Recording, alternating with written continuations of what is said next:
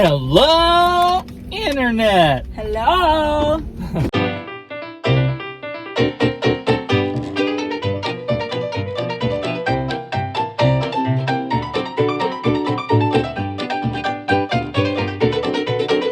Part 2. Part 2 what? Part 2, getting the dog certified. Oh, yes. We are going to the clinic for the second time. For those of you uninitiated, We stopped by at McDo. yeah, we stopped at McDonald's. Our appointment is at 8:30 a.m. So It's We had to- 7:45 right now. we had to get the boys loaded up, and we're headed now to the vet.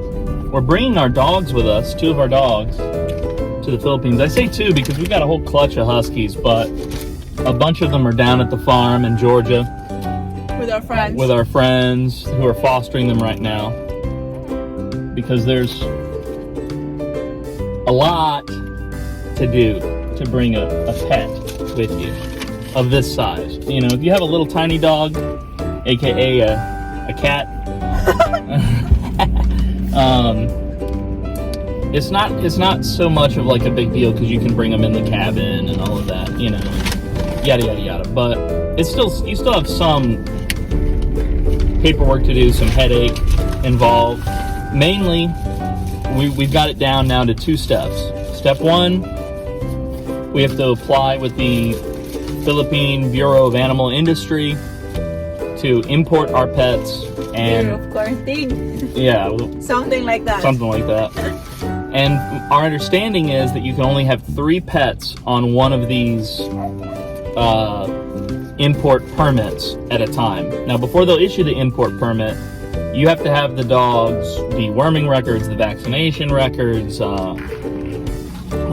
photos of the dog, all this kind of information. Now, once they approve you for that, which we don't know how long it can take for them to approve you once you've submitted it. We haven't yet submitted it, but once you have, the certificate is good for 60 days. So you have to bring the dog within the country within 60 days.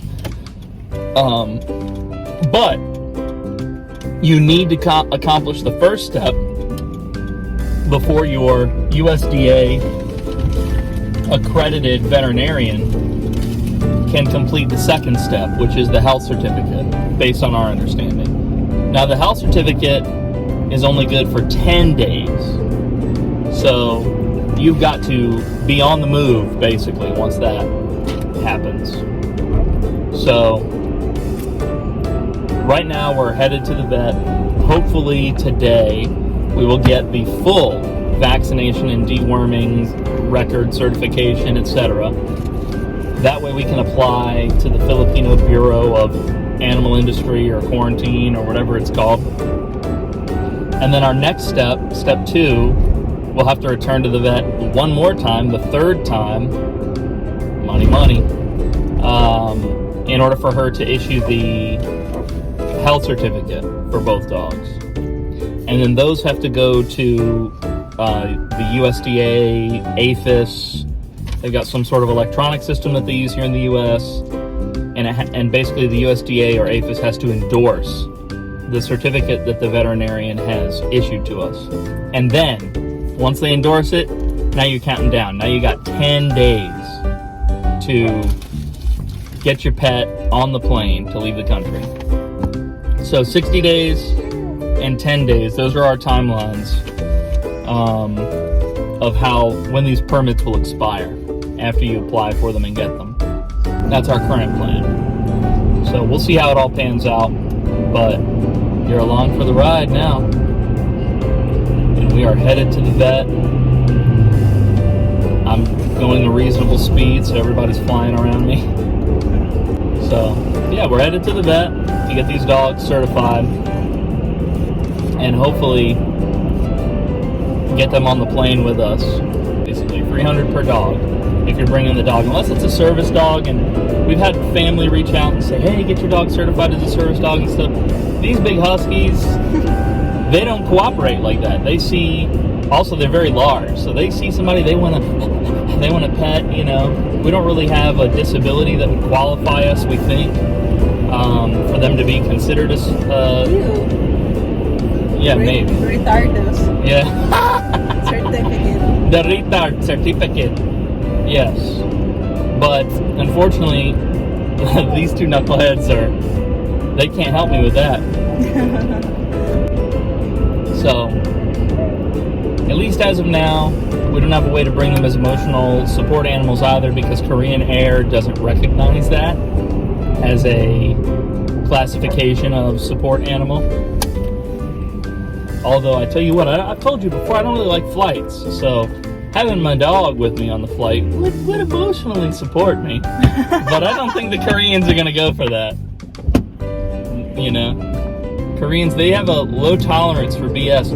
So we're trying to put the dogs in the cargo hold. Yes, that's a little bit of a pain, because that means that, you know, they're down there for the whole flight. But we've talked to our vet about this. We've talked to some friends about this to figure out, you know, what their vibe is on this. These poor pups, they would be so heartbroken if we left them behind, so that's not even on the table. You know, we've gone to great lengths to try and get around that. You know, we don't want to have to leave these dogs behind, so we're really hustling. In fact, that's the only thing that's hanging us up. I mean, we haven't done our One Health Pass. No, but Yeah. that would be on the day. Yeah, you have to do that on the day of the flight. So, I mean, you know, this is really just bringing the dogs. That's the only holdup. So, we should be coming up on this vet here soon. This is starting to look familiar. Yeah. I know it's going to be on the left, which is this way, for those of you not watching, or for those of you watching online. Harold is feeling the vibe too. Harold He's is in the freaking back out. of the truck.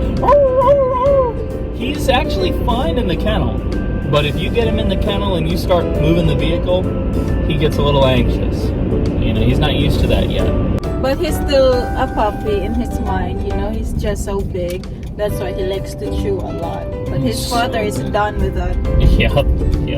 His father's old, you know, he's an old dog. I've had Canute since university.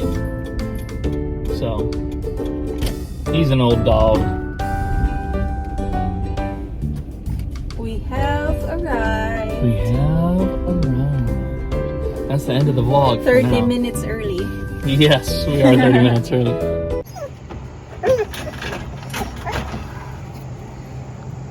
Anxious energy.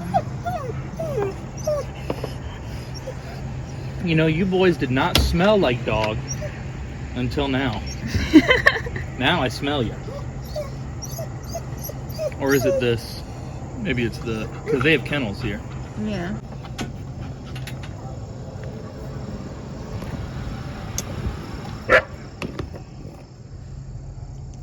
Sleeping.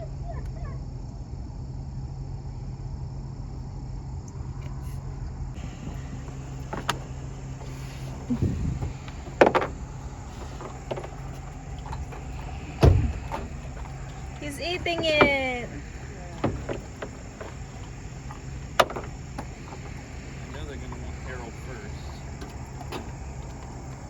Yeah, he never escaped before. Hopefully never ever. But Huskies are escape artists, so. As proven by this dog. Oh, yeah. This dog has escaped a million times. I 100 can't times. count. No matter what you do, you can secure the yard. We've got chain link fences. We've got stuff lining the edge of the chain link fence. I mean, that dog will find a way if there is a way to escape. Especially when he's horny. Yes. The airline says that the kennel needs to be secure enough that even if it were to take an impact from the front, the door won't open. So obviously not with the dog in it, but with the dog out of it. I have kicked the front of this. I have manhandled it. I've done everything I can to test and make sure that this isn't going to come off. And the dogs themselves have tried to break out before. They've tried to chew the bottom, but Yeah. that was when they were little. Yes. I haven't seen Harold do that as an adult now. Yeah, he hasn't made an attempt as an adult to do that. Look, he's calm now that he can lick my finger and chew on me. Put my whole hand in his mouth, as much as he could get, to chew on me.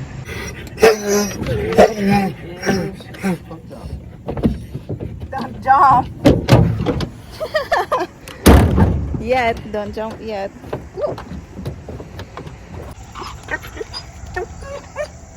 He's doing his hop thing. Hop. Oh, now you're gonna jump up there.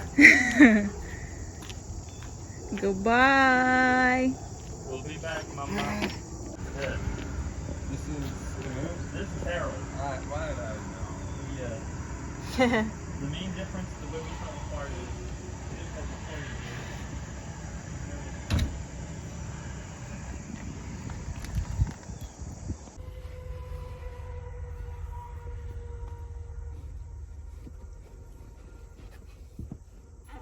Oh, she's so cute, baby. Oh, she's nice.